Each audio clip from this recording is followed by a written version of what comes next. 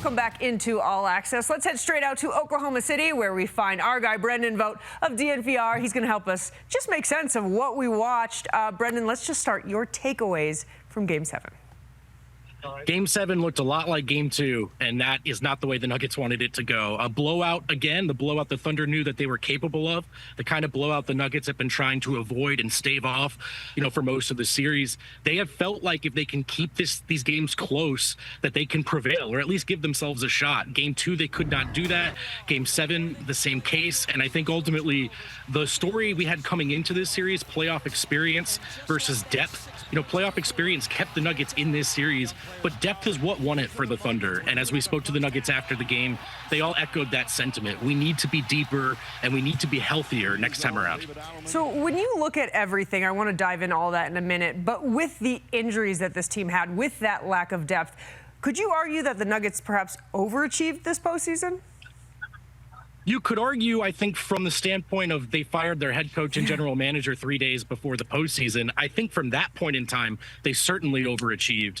But the players will tell you that the goal the whole time was to win a title, and they fell well short of that goal. So I think when you have Jokic on the team, that should be the expectation. I think this is a group that's shown themselves to be very competitive year in, year out, but they fell short of what they thought they were capable of. And I think really when you look at this series, if they had gotten through it, you could have argued they had a path to a title. So they're going to feel like they fell short. And I think that's probably the right way to look at it, despite everything they went through. And it was cool to see them kind of galvanize and come back together around the firings.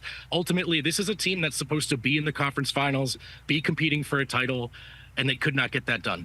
Brendan, you mentioned you felt like if they won this one, they could see a path to the finals. Felt similar last year if they could have got past the Wolves. So for a second straight season, though, they are out in round 2. So let me ask you, what roster changes in your mind do you have to see, and what would you like to see this offseason? I think almost everything's on the table, really. I mean, trades are always easier said than done, particularly when you're talking about big, hefty contracts. And to be specific, Michael Porter Jr., of course, would be the first guy up when you think about trying to retool the cap sheet for this team so you can try to add some depth. Maybe Jamal Murray's in that conversation as well after not performing well in a postseason again. But, those conversations I think will come after some really big ones about who is the head coach of this team, who is going to be the general manager of this team. Are they in sync together? So long off season, we'll find out together who's in, who's out. But I would feel like a lot of it's on the table right now. Aaron Gordon, Nikola Jokic, don't think they're going anywhere. I'm not reporting anyone's being traded, but I think you just have to be open to all possibilities. It's the second time, as you pointed out, that their season has ended right here. That's not good enough for them. They want to get deeper. That's hard to do with 3 max contracts. So we'll see how they navigate that.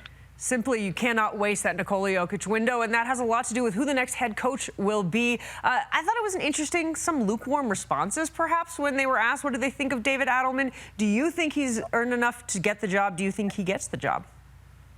It's a good question. I think you're seeing a lot of interim coaches being hired right now around the league. Maybe it's just organizations like guys that they can trust, guys that are familiar with the culture, guys who maybe they feel like will go about the job the way they're expecting them to and hoping them to. And I think ultimately from any ownership's perspective, interim head coaches are also cheaper to retain than going out and poaching someone else. So that's Adelman's case. I mean, the players certainly bought in for him on the floor.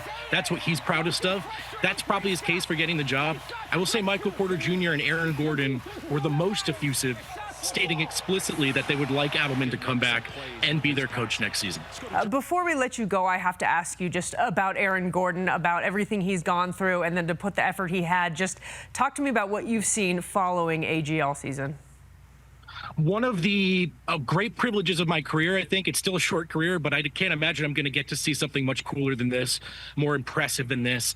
He just gutted his way through everything, going all the way back to, of course, the tragic accident, losing his brother last year. And I think we're around the anniversary of that now. We know he switched his jersey number. Going through all of that, the calf injury that plagued him all season long, trying to stay on the floor, the magical moments he put together in this postseason run, playing tonight. We call him Mr. Nugget here in Denver, and I think it's as fitting a nickname as you're going to find for any player in the league. the national audience might not get it, but our audience certainly gets it. Aaron Gordon means something special to this city. And even if he only wins one title here, he'll be remembered that way forever. And I think just the way he threw himself at this season was frankly inspiring. And I think we can all take it with us off the basketball court. Yeah, I think we talk about retiring jerseys. I think we have to retire Mr. Nugget with AG. Let's do both, right? So we got 32. That can be Gordon. And then let's put 50 up there and just write Mr. Nugget on it. That's what I think. I absolutely love it. Brendan, this was such a treat. Thank you for taking the time, and we'll we'll follow you for all the great offseason coverage. I know we'll have plenty. My pleasure. Thanks for having me.